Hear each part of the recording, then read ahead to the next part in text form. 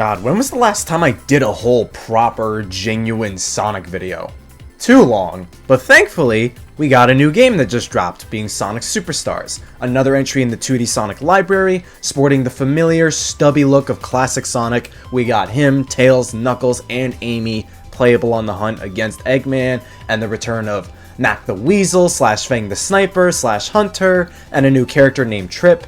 Whole new 2D Sonic. I figured I'd drop my very first of hopefully many impressions videos where I dive into the first parts of the game, if not half depending on the size, and just make a little discussion talking about my impressions of the experience, the controls, the feel, the look of the game, the level design, mechanics, music, all that good stuff.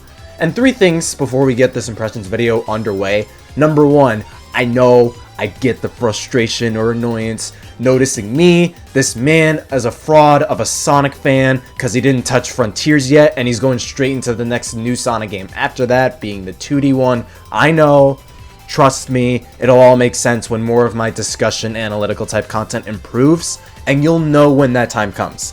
So a 2D Sonic that'll probably take a couple hours to go through once is easier to manage. Number 2, Superstars I think had solid marketing from the start to finish, but not a whole lot of it I kept up with, besides maybe the first 2 trailers. So I'm wondering if the hype with Superstars lived up to those who did keep up with the game's marketing. And number 3, probably the spiciest bit, I'm seeing a lot of mixed opinions regarding Superstars. I know for some that sounds like nothing new. The Sonic community's far from this hive mind the more it's grown and socialized over the years. But left and right, from creators and most of those Sonic fans, I'm seeing how Sonic Superstars is a great return to 2D Sonic, how it fumbles the bag to a considerable degree, people liking and hating on the levels, the level design, the music, controls, all this stuff across a slew of fans, and I'm like, well, I guess this would probably benefit from an impressions video, and I'm gonna be my own personal judge of the game, as you can clearly see right now. I'm more into 3D Sonic, usually, but classic Sonic I find a lot of fun. Mania is still an incredibly good Sonic game. Good game in general, and I grew up with Sonic 2 a bit. I beat it. 3 Knuckles I played right before Mania dropped, but that also slapped. So 2D Sonic I still get a kick out of a good amount, so I was naturally going to get Superstars one way or another. Gonna be somewhat annoying though. You gotta try and differentiate Sonic Superstars from Mario Party Superstars, because they both have Superstars. Same title naming convention. Going into Superstars, I'm just glad Sega's trying to maintain a 2D Sonic branch between Mania and now this game. I was expecting a solid, good 2D Sonic with fun mechanics and levels, and in some ways surpass the standards Mania set. It didn't have to be better than Mania, but between that, the visuals being the classic style translated in genuine 3D for the first time for a full 2D game, the actual new and different zones, bringing back Knack or Fang, adding another new character and these new emerald powers. There's already a few things Superstars has over Mania in my opinion in that regard. But I wanted a pleasant and fun time going into Superstars. And having played 5 zones roughly so far, I can confidently say I think that this game is pretty solid. It's a fun Sonic game so far. I don't think it's hitting the same highs I had with Mania, which is weird because that was mostly unoriginal zones. Meanwhile, this one has new zones with new gimmicks, but like Mania zones were literally incredibly well designed. It's hard to say. But the more I'm making the script and pondering my thoughts together on Superstars, I feel like I am kind of warming up to the same, if not similar tier Mania's in. I might warm up to it more than Mania over time. I don't know. Time will tell. As of now, it's just a really good Sonic game. Definitely better than Sonic 2. Probably closer to compare to Sonic 3 in overall feel and quality. We'll see. Let's just jump into it. The stages I dipped into so far are Bridge Island, Speed Jungle, Sky Temple, Pinball Carnival, and Lagoon City. And just off the bat, the one thing I already mentioned, the fact we're finally moving away from Green Hill Zone and the Green Hill Zone aesthetic, mostly, in a new Sonic game. Literally the last time that has ever happened was over a decade ago in Sonic Colors. A Sonic game's entire setting being basically completely comprised of original themes and ideas again after so long is incredibly refreshing.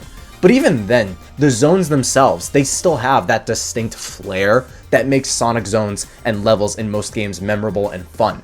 You're going from this mix of watery plains that transitions into a sunset, and the overall level being more island themed, more secluded or distant than previous Green Hill types. This fast-paced jungle level where you grind rail on vines, and Act 2's got some darkness to it that lights up from fireflies. I really like Pinball Carnival and how much more fast-paced that level is, sending you all over the place with the slopes, the fireworks, the roller coasters and whatnot, plus all the flashing colors. Easily one of the most impressive carnival/casino levels in any Sonic game. But the levels in general still hold that, I guess, whimsy or mysticism Sonic games tend to have. And that's why, despite it's kind of a meme to some, why we hate Green Hill Zone now, it's cool Superstars is giving us brand new levels and locations to explore. It's a classic Sonic game with its own style that the levels portray as well. They don't feel generic or safe like Windy Hill, more than half of Forces levels, Sonic 4, etc. Speed Jungle's got the vine rails, but also these tunnel chutes that Stardust Speedway has, mixed with this factory garbage around, and the jungle gets dark in Act 2. Lagoon City's this water level with these water slides, but it also has acts and levels where you move through the levels in a bubble or there's fruit piled everywhere. Sky Temple, you're combing through these aerial ruins, and these wind gusts puff you upward, and near the end there's a storm with rising and floating platforms that are bigger threats for you to die if you fall off, and each level basically segues into the next seamlessly like Sonic 3 and an updated Mania. Like, there's something going on in every level aesthetically. It immediately gives the overall setting and these levels a stronger identity, on top of how visually they just look inspired and colorful. And the intro cutscene with the cute little animation going on, that 90s anime style Sonic CD had, that Mania took its own spin of. Superstars is basically doing the same thing here. The style, the lack of audible dialogue and voice acting, it's classic, it's fun, expressive, charismatic, just fun stuff all around. I know some people feel it's uncanny when characters like Knack or Eggman look like they're talking with zero voice work. You just see their mouths flapping constantly and you don't hear anything. I get it. Personally, with classic Sonic games, I could go either way. I'm not too picky with how classic Sonic and the classic characters and their classic look should have voices or not. I don't really care, but it's still a treat to watch. Vivid eye candy usually. And vivid eye candy can extend to the visuals and overall presentation the game's got going for it. All the characters and their designs, the stubby look, the running animations and sound effects, some of the music even. It's obviously trying to recapture that same classic Sonic look and feel, but modernizing it to a brand new title years after either Mania or the classics. But then being these full 3D models, and there's a lot of gorgeous scenery between the radiant bright colors, the animations on all the characters, the cutscenes, the fun little scripted sequences that look cool. Some levels have characters doing stuff in the background, everyone running in these 2.5D levels with 3D graphics, like all of this. The presentation on the whole just feels like it's managing to adapt exactly why people liked classic Sonic games, including Mania, with a modern coat of paint. It's trying to mimic the classics effectively while still having its own identity, and Superstars will likely age well from that alone. Level design wise, that also carries pretty strongly throughout. Every level has various types of branching paths. You keep an eye out for certain platforming shenanigans to get higher paths into an even higher path than that, or a lower path if you fall, or an even lower path than the lower path already.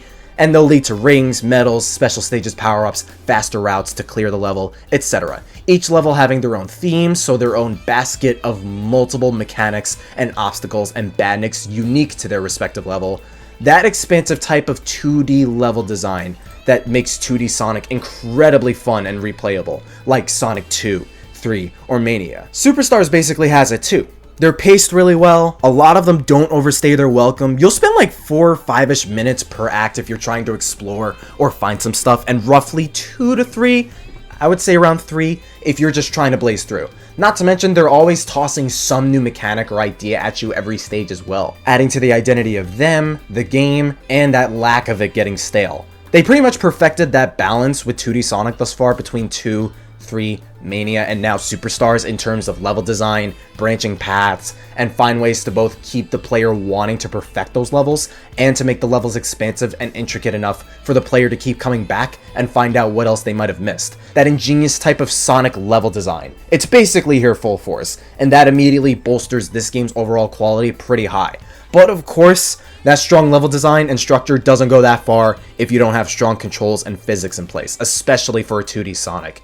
And it's a good thing they managed to strike the iron hot, mostly. It basically does feel exactly like the classics for the most part. You got momentum physics, you hold down on slopes, half pipes and hills and such, and you gain a lot more speed. You mash the button spin dashing, you gain even more speed. The drop dashes back and complements that speed on slopes and such. The more you understand these levels, the easier it is to maintain that speed. Low skill floor, high skill ceiling, momentum, all that BS. Characters do feel a little bit heavier than either in Sonic 3 or Mania.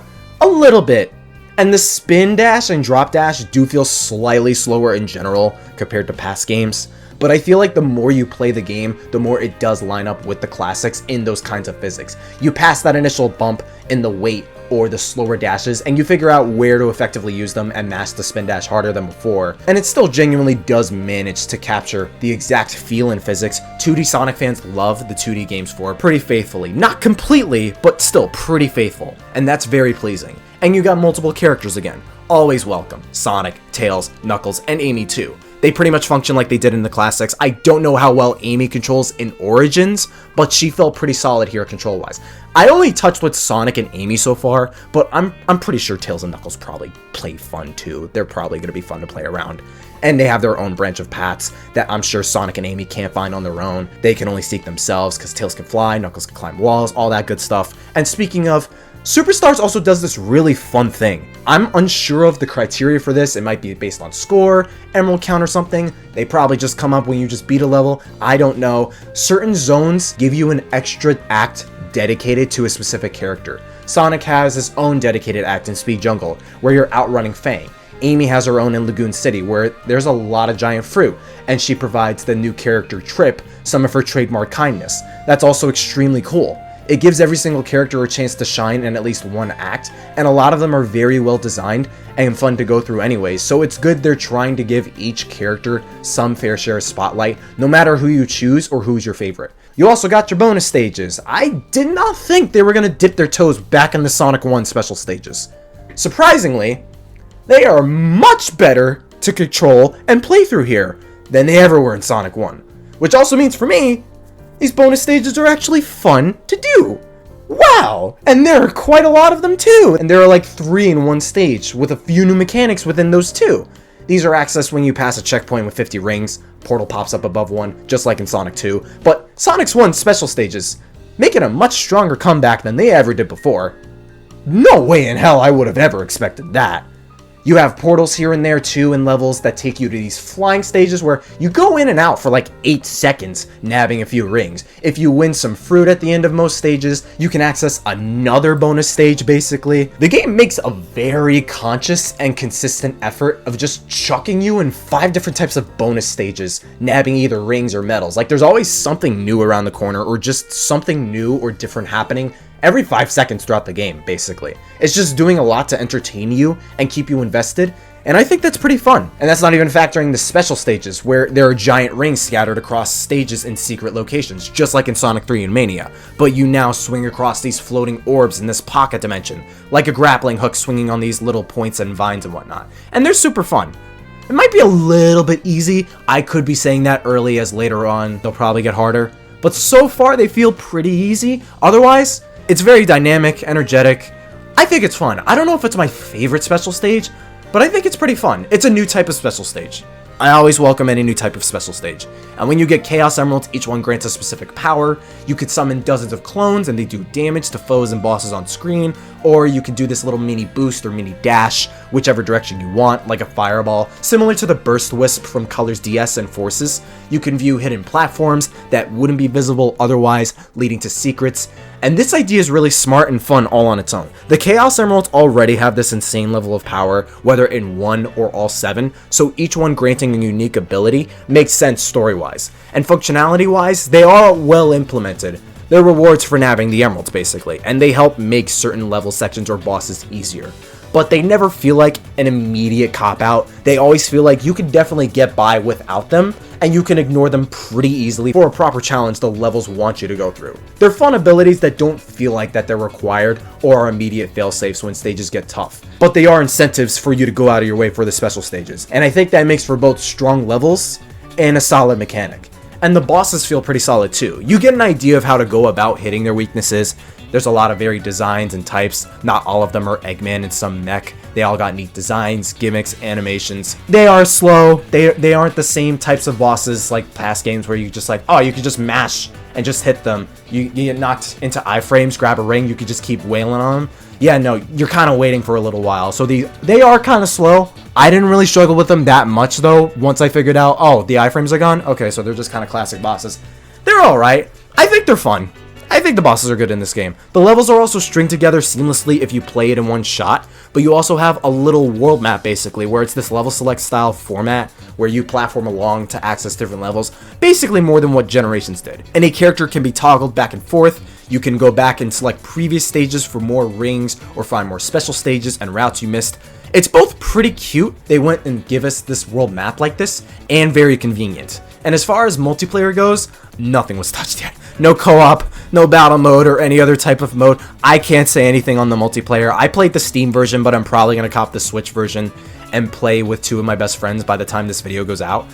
I can imagine it's probably fun though. The medals you obtain let you customize this badnik you control and make it look, whether you make it look like Metal Sonic or something else.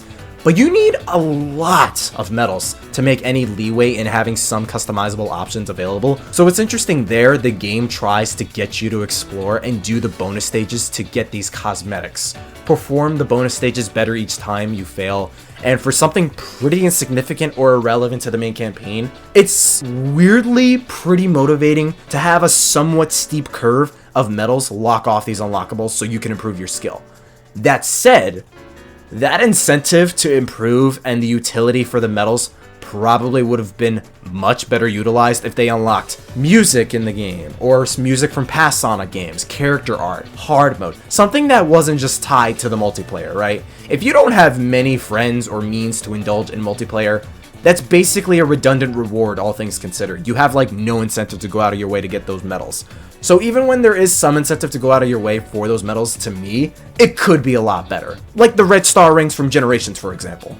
I'm guessing the badnik thing itself is a multiplayer thing. I'm not sure. I'll find out. I'll figure it out soon enough. If there's any negative though, if there's any negative I have with this game so far, I'm so mixed on the soundtrack, dude.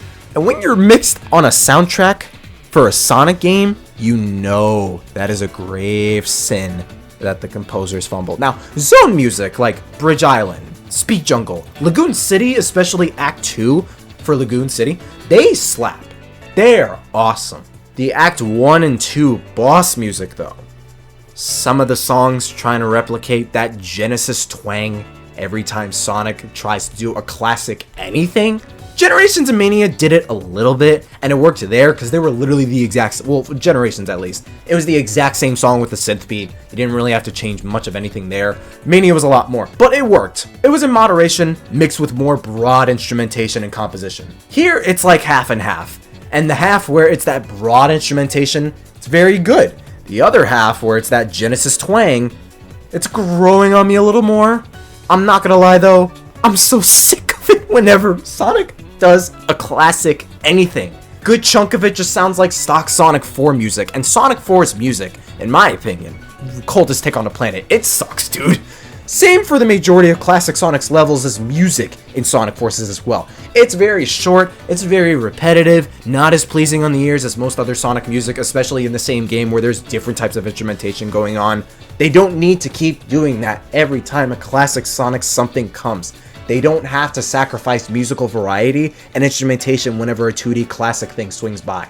They broadened it with Generations and Mania, and both those games have some of the absolute strongest soundtracks in the entire Sonic franchise, especially when the non-twangy songs in Superstars are so good. They are literally the best ones. Sega, Sonic Team, I get there's like 3 or more music composers you guys have there, Jun Sonoe, Tomoya Otani. I still gotta look up who did which specific songs. A lot of people saying it's with Jun more than anything. The Jun Sonoe Sonic 4 problem or whatever it's called with the music, I don't know. There's gotta be a direction shift away from that Genesis twang. It's semi-nitpicky, I get it. And I still like more of the soundtrack than the other way around, but everyone knows how big and popular Sonic music is. That matters more here than the other franchises. We don't need that twangy Genesis sounding music whenever you do, oh, revival of the 2D classic formula. You bring back Sonic's like, no, just give us regular, broad music. But yeah, overall, I got pretty much what I was expecting, and I am having a very fun time with Sonic Superstars. It controls mostly very well, it's extremely well designed, there's a lot of options for playing the game and playing levels, it's got plenty of level variety so far, lots of mechanics and ideas on display, familiar, modified, and new for a Sonic game, a lot of replayability, the bosses are good, the music's generally good, the bonus stages and special stages are very fun, the story's a fun time, strong presentation, strong visuals, strong identity. I think it's a worthy continuation of the classic Sonic style of games with a modern coat of paint to it. It's a pleasant time so far. So, at some point in the distant future, I'll give this game the proper mass review it deserves. I still have more of the game to play and experience. If you were on the fence though, I would probably say give it a whirl though. Whether you like platformers or especially if you like Sonic, 2D Sonic especially, you might want to wait for a price drop though. I am having fun. I can kind of see like, damn, $60 for this when Mania was like, what, 20, 30, and that's like literally one of the best Sonic games on the whole series. So like, there is that to compare. I'm having fun though. I don't know. I don't care that much about the price. Thank you for watching. I'll catch you guys with Mario Wonder on top in a few days. I do feel bad for Superstars in that regard though, because literally Mario Wonder and Spider-Man 2. Outside Sonic fans, Superstars is basically going to get completely overshadowed and drowned out by Mario and Spider-Man on Friday. In like 3 days, less than that. And you guys know I'm gunning for Mario Wonder incredibly hard. So I'll see if I can get the most out of Sonic Superstars until then. Stay super.